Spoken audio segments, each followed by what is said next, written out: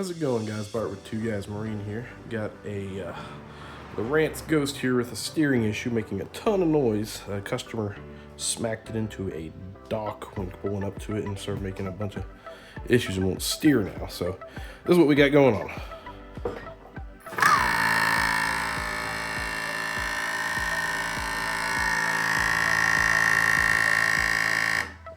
So what that is the steering motor is turning, but the belt is not steering this.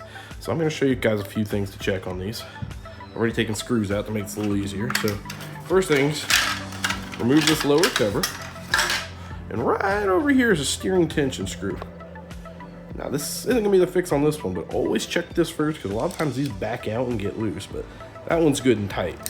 But a lot of times those will get loose and you lose tension on your steering belt, and it causes it to make a similar sound to that. All right, next thing you want to do is just visually inspect this belt. Grab the shaft down here and you want to turn it by hand. And while it does steer, you can see the belt turning there. But if we look really closely, it's hard to see right there.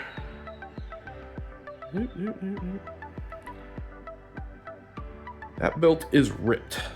So that means he has destroyed this belt. So that means we will be removing both these PCBMs, this plastic cover, to access this belt. So something I want to point out here is on the bottom of this board, there is a adhesive heat pad down here. So if it feels like it's a little hard to pull this up after you get all the screws out, that's normal. Just very carefully pry up and it'll pop off of there. And you can see on this side, that little pad is sticky. If you have a new one, I recommend replacing that every time. If you don't, you can reuse it, but they're like only a couple dollars. So whenever you order parts, go ahead and get one of those pads. And one more quick thing to mention is pay attention to these cable routings here. So you've got these ones that come out this way, and you've got this one that comes through here, and then you've got these two that come out the back over here. And so just pay attention to which ones go where and where they're zip tied. So you got two zip tied together here, and only one is zip tied back here. So just back here, sorry. Just pay attention to that, and that way you don't put the wrong ones in the wrong spot when you're going back together. All right, now that we've got this cover off, it is pretty clear to see here. We have a ripped belt, easy enough fix. All we do is take these 4 screws out up here, and don't forget this tensioning screw. That's got to come all the way out before we take that off. So we'll take that loose, pop that belt off, pop a new one on, put it back together. All right, we got a new belt on there, a new tensioning screw in it. So we're gonna put the covers and the board back on and give it a quick test. To also do a couple calibrations so that it knows exactly where it's steering. A couple more quick things to note when you're putting this plastic cover back on there. Watch out for this wire. This little guy gets hung up and you can break it easy. Make sure you get that in the right spot there.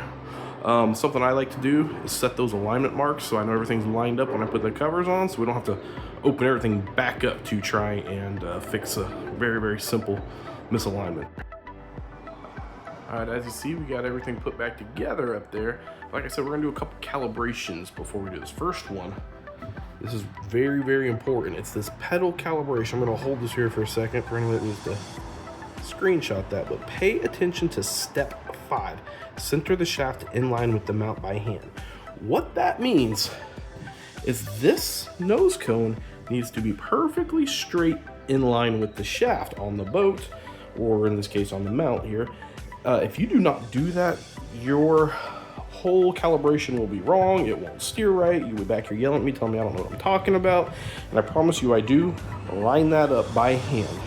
The second one that we're going to do is the calibration of mount bow offset there. That's a very simple one.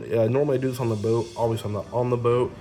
So I'll just get it as close as I can, and then once it's back on the boat, we'll do that again. But for now, I'm gonna do these, and then we'll test it, see how everything's steering.